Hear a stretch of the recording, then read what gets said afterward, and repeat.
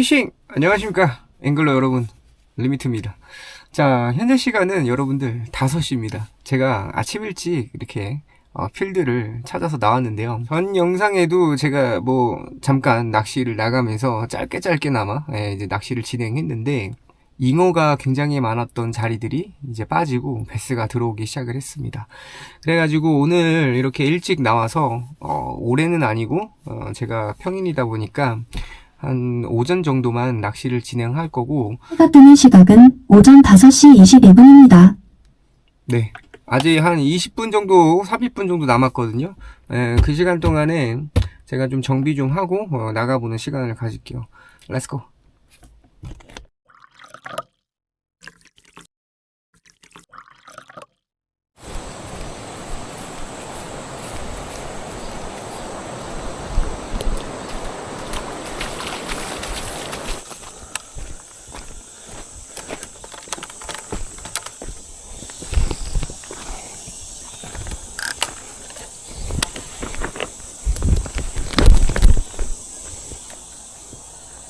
자, 아침 피딩 시작하도록 하겠습니다.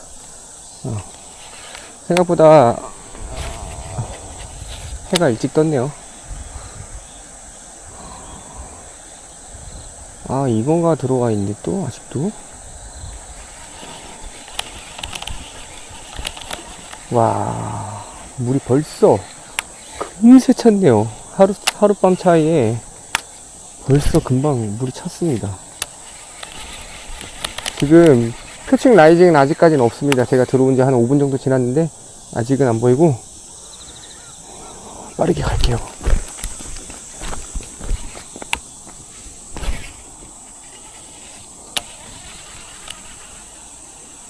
물이 굉장한 속도로 차고 있습니다. 지금 이제 여기서 중요한 건 잉어 말고 베스 라이징이 어디서부터 어느 곳에서 시작하냐, 이런 걸 조금 살펴봐야 됩니다. 지금 저 앞에 새물 앞에서 계속 그 고기 보일링이 보이거든요. 하지만 외곽부터 갑니다. 외곽부터. 여기도 풀이 굉장히 잘 잠겨있는 구간이에요. 지금 오픈인 것 같아도 먼 구간까지 풀이 잘 잠겨 있습니다.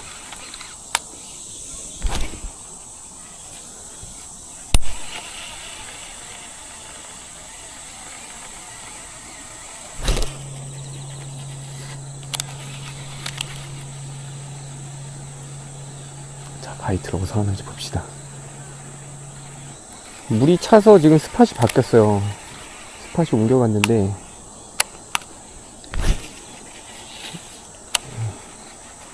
지금 베스가 라이징을 해주거나 그래야지만 이제 스팟을 찾을 수 있습니다. 아, 이쪽인가? 바뀌었을 수도 있다. 원래 저 앞이었는데 부유물이 저쪽으로 바뀌었네요. 두 군데로 보일링이 바뀌었습니다.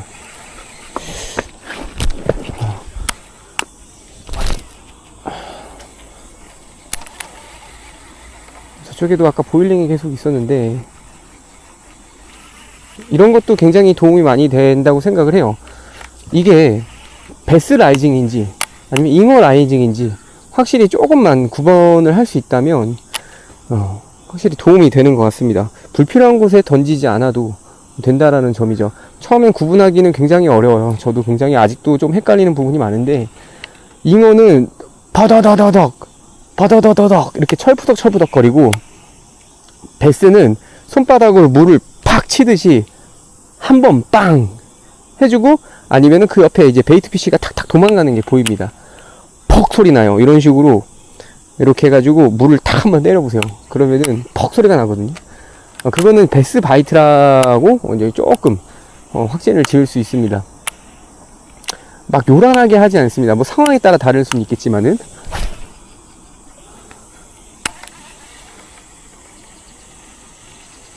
한 방에 끝냅니다. 퍽. 아니면 따라와서 퍽 이런 식으로 여러 번 텁텁거릴 때가 있어요. 물기둥이 굉장히 센 거는 잉어일 가능성이 굉장히 높아요.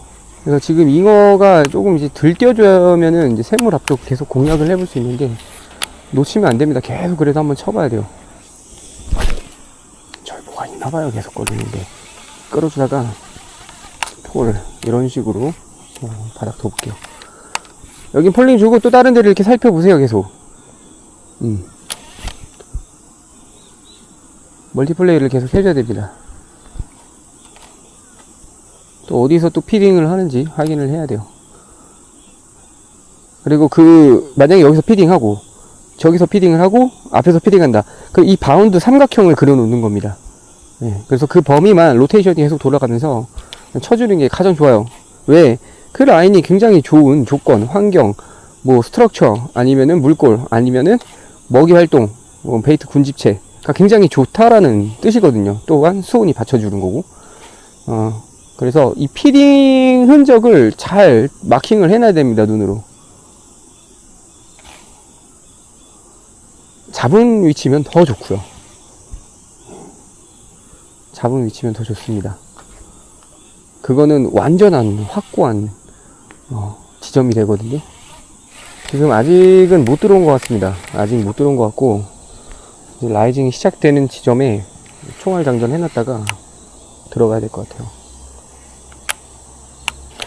자, 오전 시간에 이렇게 나와봤는데 어제랑 다르게 잉어가 굉장히 많이 또 들어와 있네요.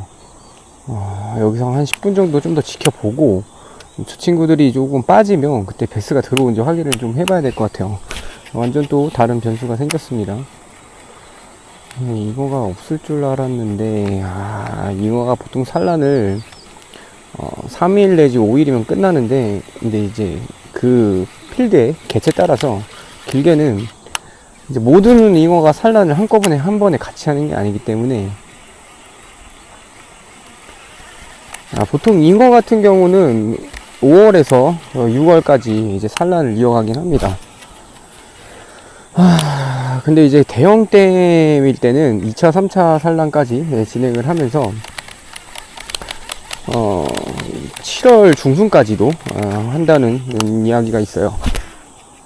그래서 지금 제가 온 곳은 대형댐이기 때문에 잉어 산란이 굉장히 활발하게 움직이는 것 같은데 따라온다 뭔가. 잉어 산란이 굉장히 활발하게 움직이는 것 같은데 따라온다 뭔가. 먹었어요. 그렇지. 확인하고 깔게요.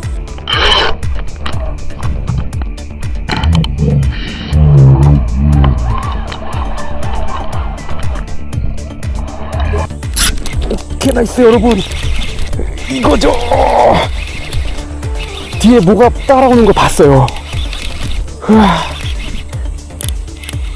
따라오는 걸 봤습니다.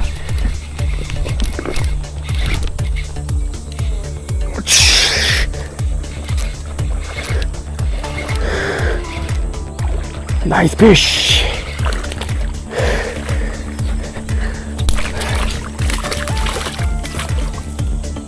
오케이. 와, 따라오는 거 보고 이제 처음에 바이트를 했었어야 되는데 안 하길래 제가 보셨다시피 텐션을 놨습니다. 예. 스톱앤고로 접근을 했는데, 와, 이걸 또 잡아내네요.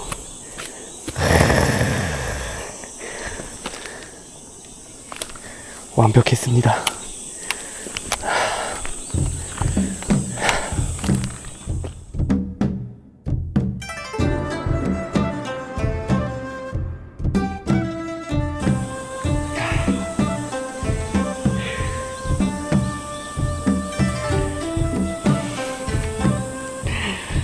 고마운 베스입니다.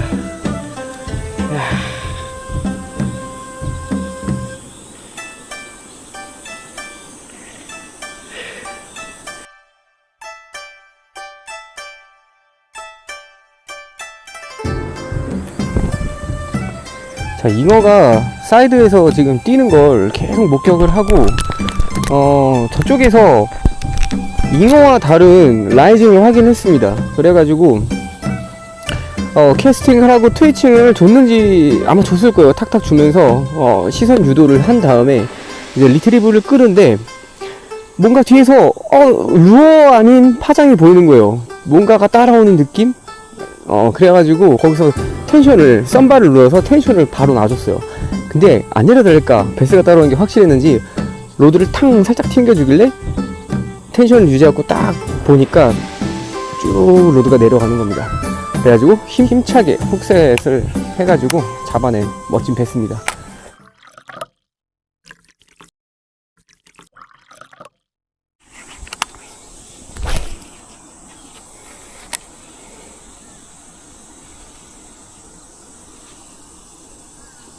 그리고 이 버징이나 아니면 이게 스위밍 하실 때 조금 간단한 팁을 좀 드리면, 제가 던진 루어를 옆으로 서가지고 이렇게 긁으면 손목이나 루어 저항이 굉장히 많이 심하기 때문에 손목에 무리가 많이 가요. 그러니까 뭐 당장은 안 아플 수 있는데 오랜 시간 낚시를 했을 때 굉장히 피로감이 쌓입니다. 그래가지고 이 루어와 로드와 일직선으로 맞춰놓고 그냥 리트리브만 가볍게 해주는 게 가장 베스트예요.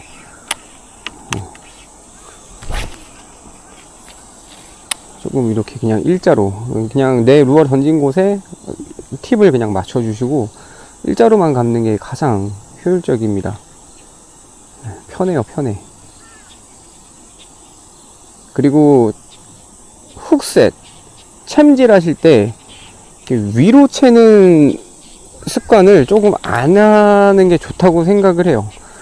이렇게 하나 저렇게 하나 뭐 라인에 따라서 뭐 루어에 따라서 챔질이 좀 다르다고 이야기는 할 수는 있는데, 저는 그냥 웬만하면은 수직으로 훅셋을 되도록이면 안 하는 편입니다.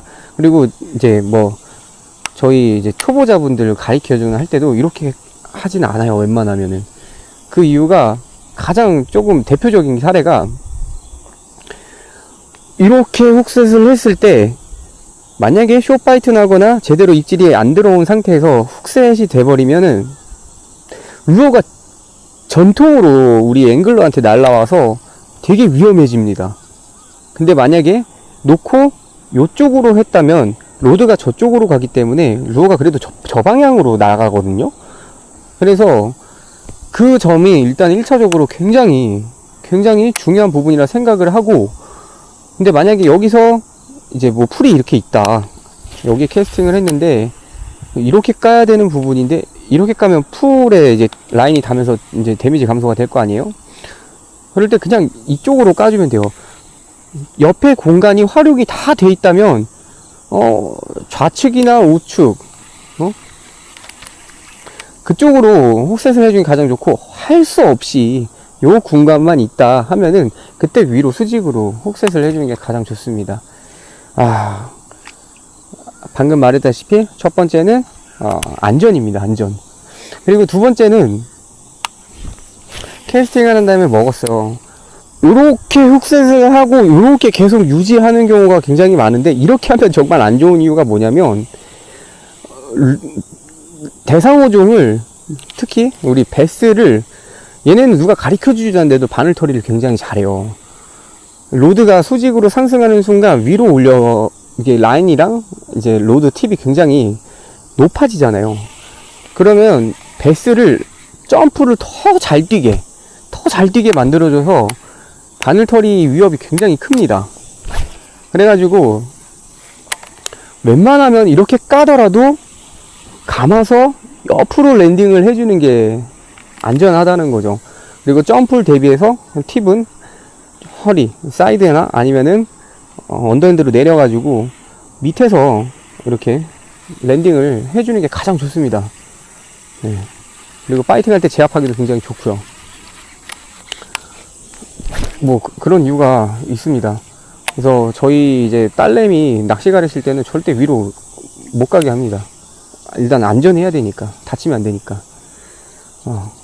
네, 챔질 관련된 거 다시 한 번 더 읊어보도록 하겠습니다. 내가 서 있는 포지션이 굉장히 높은 위치 혹은 앞에 장애물이 있을 때는 수직으로 들어갔고 챔질을 이어나가셔도 됩니다. 높은 포지션일 때는 챔질을 수직으로 하여도 루어가 날라오다가 더 밑으로 내려가는 경우가 많고, 앞에 장애물이 있다고 했을 때는 수직으로 챔질했을 때 내 쪽으로 날라오다가 장애물에 부딪혀서 나를 위협하지는 않습니다. 그리고 정면이 뚫려 있는 상태와 좌측이나 우측에 장애물이 없다면 웬만하면 대각선이나 아니면 좌측 혹은 우측으로 챔질을 해주는 게 가장 앵글러가 안전한 방법으로 훅셋을 해주는 겁니다. 그 다음에 변수가 조금 있다면, 고기가 루어를 먹고 오른쪽으로 이동한다면 왼쪽으로 챔질을 해주시고요. 왼쪽으로 이동한다면 오른쪽으로 챔질을 해줘도 됩니다. 근데 만약에 그 주변에 또 장애물이 있다면 그거에 맞춰서 피해서 대각선 방향으로 챔질을 해주는 게 중요합니다. 고기 잡는 것도 굉장히 중요하는데 일단은 앵글러가 다치면 안 됩니다. 그리고 이게 한국말로는 챔질이라고 하고요. 그 다음에 영어로는 훅셋이라고 합니다. 그리고 일본어로는 후킹이라고 하는 거죠. 이 부분도 조금 그냥 기본적으로 좀 알고 있으면 좋을 것 같습니다. 기본적인 기초적인 내용을 제가 좀 설명을 좀 드렸고요. 그래서 일단은 안 다치는 게 제일 우선이라 생각을 합니다. 그리고 이 합사 쓰실 때 만약에 뭔가를 걸고 혹은 뭐 베스가 됐던 아니면 스트럭처가 됐던 풀떼기가 됐던 건 다음에 이렇게 막 힘을 쓰잖아요. 그 다음에 제일 중요한 거, 이거는 이제 설명해도 잘 안 되는 부분인데 한번 겪으셔야 됩니다. 합사 쓰실 때 그런 경우가 생기면 절대적으로 한번 풀어서 라인 정리 한번 빼주셔야 됩니다. 예. 로드 그냥 물로 빠집니다. 평 하고 튕겨요 그냥. 이 합사는 안에 잘 파고들거든요 굉장히. 그래서 라인 감을 때도 굉장히 빽빽하게 감아줘야 됩니다.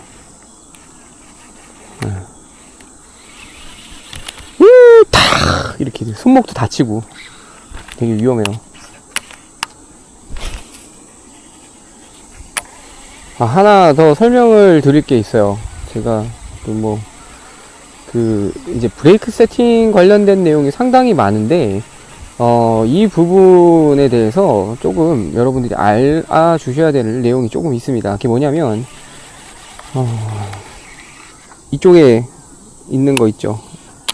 이거는 가장 부드럽게 해놔요. 그냥 이 딸깍딸깍 소리 나잖아요. 이 딸깍딸깍 소리 나는 게 안 날 정도까지 해줍니다. 딸깍딸깍과 안 나는 경계 라인.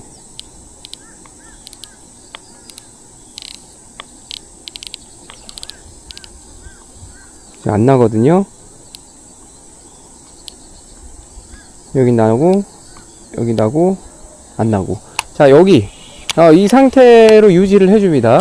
자, 그 다음에 가장 많이 잠겨요. 맥스로 잠가주고 이제 캐스팅을 해봅니다.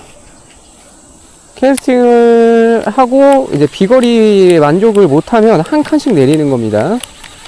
그 다음에 얘는 절대적으로 건들지 않아요. 이제부터 건드리는 일이 아예 없어요. 그 다음에 맥스에서 10에서 9, 8, 7 이렇게 나가는 겁니다.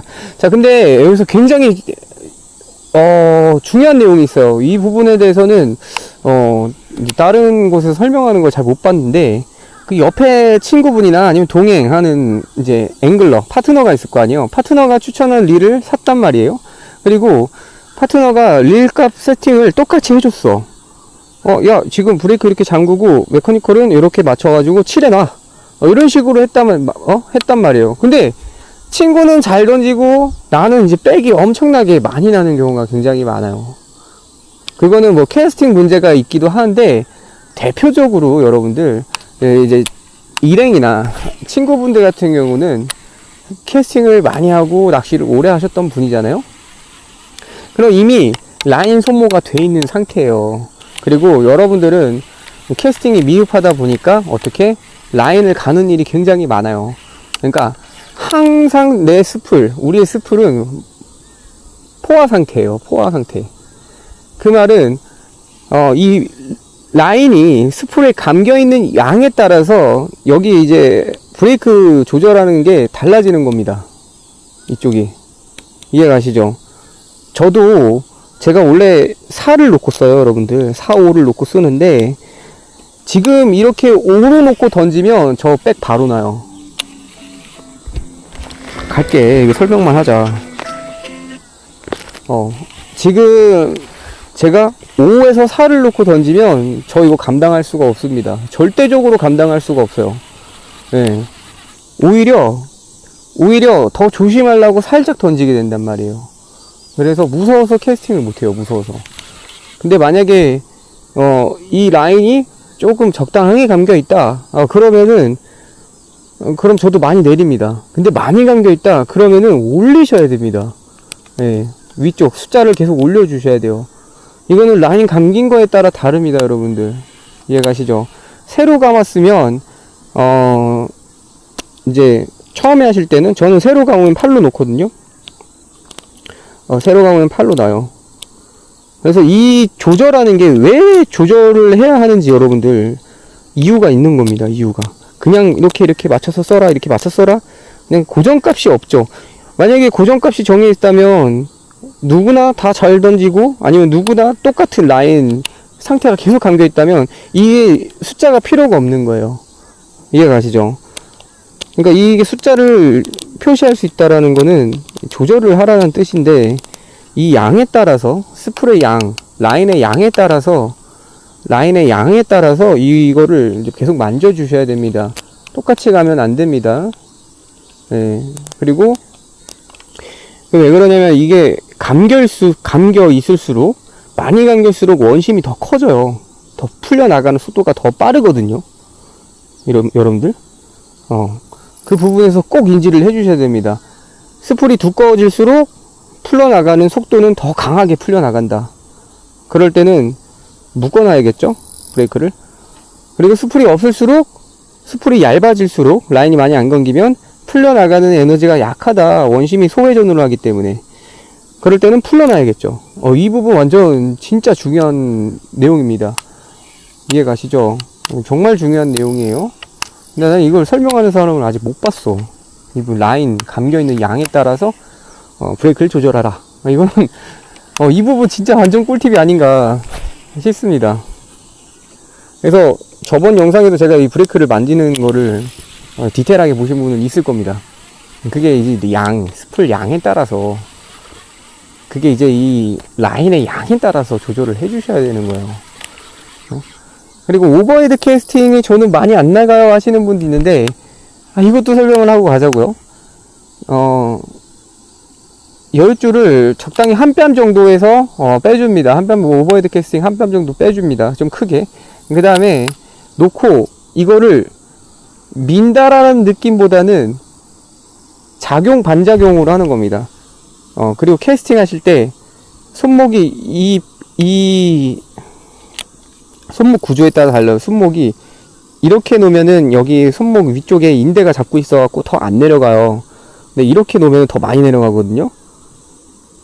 차이를 보세요. 그래서 캐스팅 하실 때도 요렇게 하는 게 아니라 요렇게 눕혀서 손목을 써 주셔야 돼요.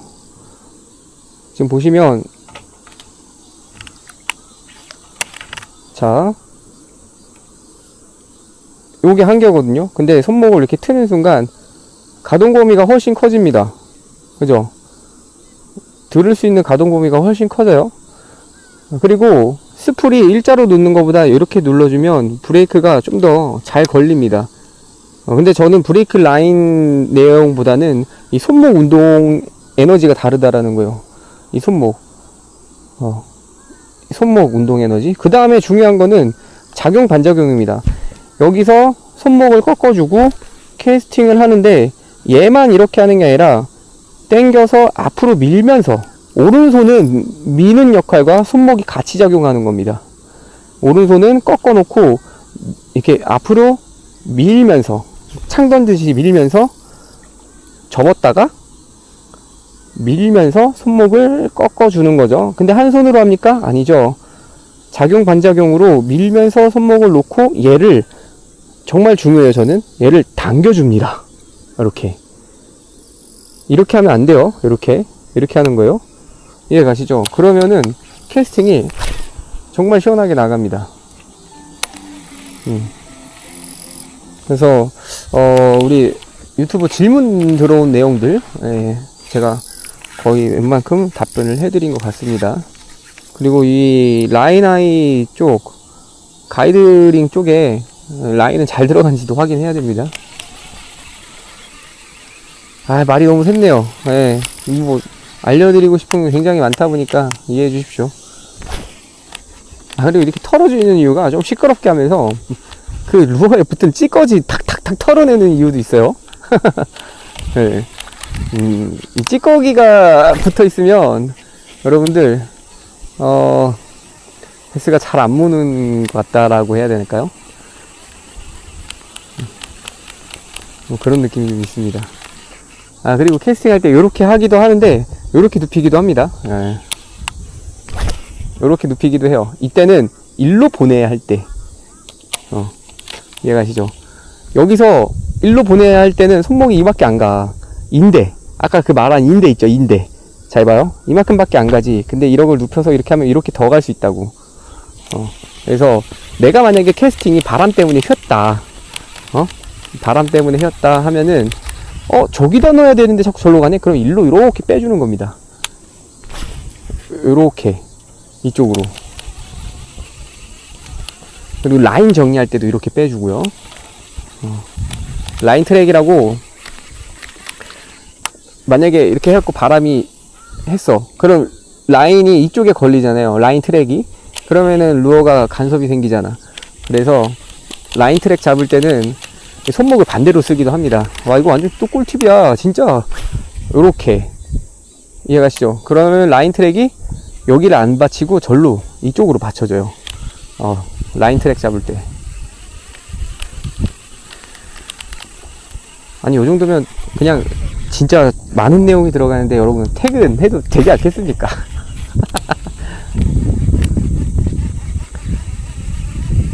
근데 사실 저는 그렇게 생각해요.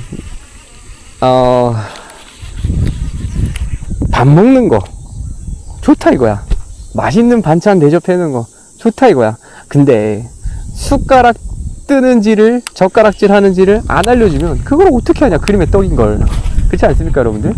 저는 그래서 고기 잡아주는 영상, 이런 거 뭐 대리만족 뭐 그런 것도 굉장히 좋다 생각하지만, 옛날에는 그랬어요. 옛날에는 많이 잡아야지, 멋있는 거 잡고 멋있게 잡아야지, 크게 큰 걸 잡아야지, 요런 마인드였단 말이에요. 그래야 알고리즘 잘 타고 하는 줄 알았단 말이야. 그리고 그때는 뭐 사실 뭐 그거에 정신 팔렸죠. 그냥 많이 잡고 큰 거 잡는 거. 근데 이제는 느꼈어요. 생각보다 굉장히 아직 루어에 이제 힘들어 하시는 분이 상당히 많구나. 우리가 당연하다 생각하고 할 그런 기초적인 내용도 모르시는 내용들이 상당히 많더라. 그래서 하나하나 설명을 해주는 게 좋겠다. 뭐 그런 겁니다. 지금 이제는 고인물도 많지만 초급자분들도 상당히 많기 때문에, 그리고 영양가 있는 영상이 훨씬 좋더라고요. 그래서 여러분 오늘 혹시나 고기 한 마리 잡았다고 구독 취소하시면 안 됩니다. 가래요, 핸드폰이 자꾸. 알았다.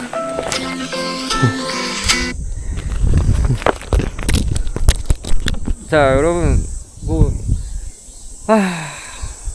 필드 하나만 더 보고 갈까요? 계속 가시죠.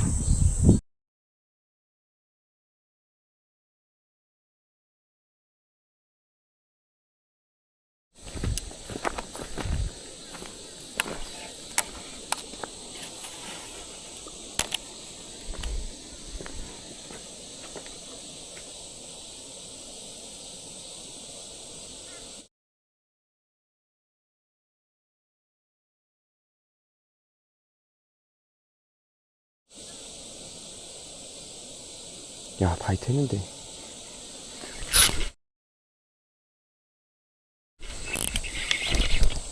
와, 되나? 와. 아니, 밖에 없어가지고 안에 있나 했는데 까지 들어와 있네요.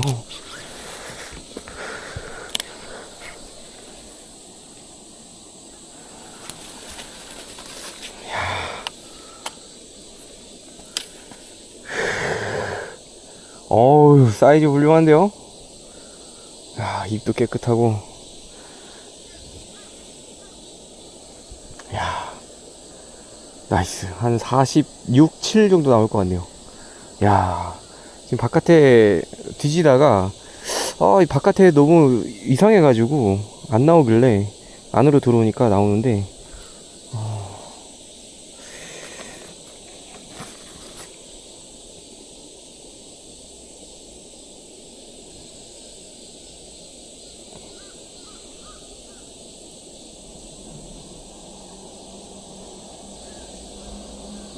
한 48, 7 나옵니다. 야스. 지금 부유물 단계를 조금 생각을 해봐야 돼요. 지금 부유물이 요 며칠 사이에 계속 저 앞쪽에 있다가 한 칸 한 칸씩 계속 밀리고 있거든요. 결국엔 부유물이 고인다라는 거는 물이 와류를 해서 모인다라는 뜻인데, 이 부유물 앞쪽은 베이트피쉬도 굉장히 좋고 와류가 되면서 이제 산소량도 굉장히 많아요. 그래서 이쪽이 굉장히 좋지 않았나 싶습니다. 바깥에는 부유물이 없어요. 그리고 현실적으로 베이트피쉬도 여기 지금 상당히 많이 육안으로 보이는 중입니다. 그래서 여기 와서 먹이 활동은 안에까지 들어가는 것 같아요. 자, 그럼 여기서 힌트를 얻었으니까 다음 포인트도 마찬가지입니다. 요런 페이스, 요런 패턴으로 접근을 해주면 참 좋아요. 저는 안 먹을 줄 알았는데 먹고 오네요. 이 먹고 가만히 있더라고. 움직이지도 않고 요 자리에서 먹었거든요. 요 자리에서 천천히 운영하니까 텁 하고 빨아먹네요.